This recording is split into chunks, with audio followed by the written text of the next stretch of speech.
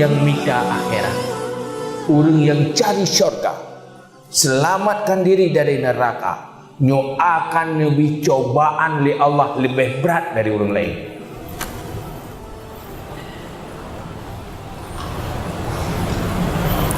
Karena nyan modal ke syurga harus sabar.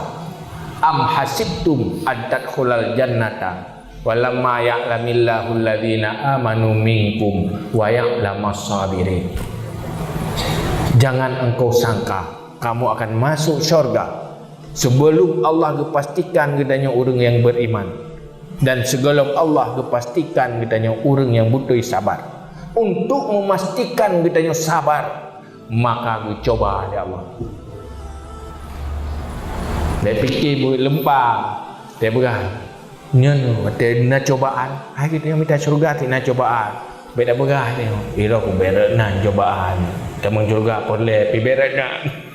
Iya kah ada temnya dah hindari ke. Tapi kan sabar, apapun takdir Allah, sabar lillahi ta'ala. Itulah jalan ke syurga.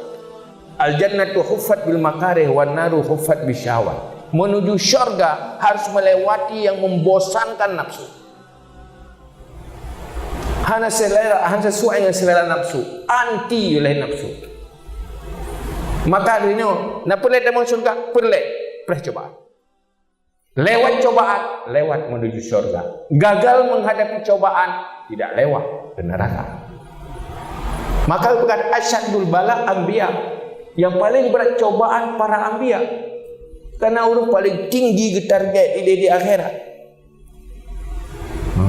Kemudian baru orang-orang yang saleh. Tapi hana apa? Cobaan yang bagi orang yang jalani perjalanan akhirat selalu melihat keindahan syurga. Hana dihekalan beban. Yang dihekalan syurga. Bersih lagi orang yang ulang. Yang dihekalan panen. Kelihau.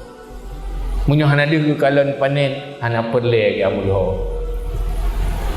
Ini syurga, selamat dari neraka. Apapun akan dilakukan dan ditun asai sukses ke syurga. Munyo ditanya kata beramal ibadah, kata beramal menuju akhirat, siap-siaplah. Persiapkan diri, mampu menghadapi cobaan dengan senyum. Tenang madam, seberat apapun tenang madam, senyum madam, lewat. Hana sabar, hana mungkin. Karena apa? Al-jannatu huffat bil makarih. Syurga dikelilingi dengan yang dibenci oleh nafsu. Sangat memuakkan. Yang kerajih jalan menuju syurga. Wan naru huffat bisyahwat. Neraka dikelilingi dengan syahwat, dengan yang sesuai dengan nafsu, selera nafsu. Ingin ke neraka, ikuti hawa nafsu sampai ke neraka. Itu memang jalannya ke neraka.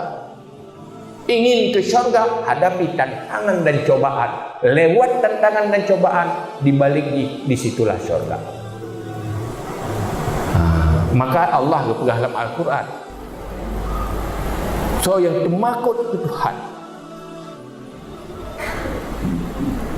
Wanhan nafsa anil hawa. Mencegah selera nafsu. Fa innal jannata hiyal ma'wa. Lawan selera nafsu, disitulah syurga. Arahnya berlawanan. Ikeli nafsu gede dan syurga sebab dibalik ini. Ikeli nafsu timu dan syurga ibarat. Menyuyui nafsu baru dan syurga sebalik ini. Pilih hutuno. Maka menuju syurga melakukan sesuatu yang sangat beban oleh nafsu. Karena di balik beban nafsu hinan syurga. Hawa ke syurga baik kalian atau bebannya kalian syurga ambil.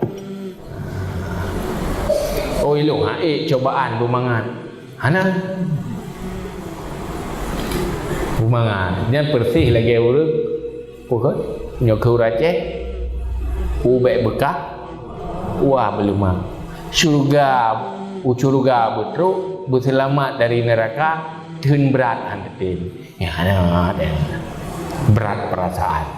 Tanpa kesabaran han mungkin bercita-cita menjadikan perjalanan hidup menjadi perjalanan ke syurga. Kalau mau perjalanan hidup perjalanan ke syurga, pastikan modal dan akomodasi di logistik yang paling perlu adalah sabar. Nah, mahan hanya cita-cita yang kosong, angan-angan belaka. Wallahu a'lam.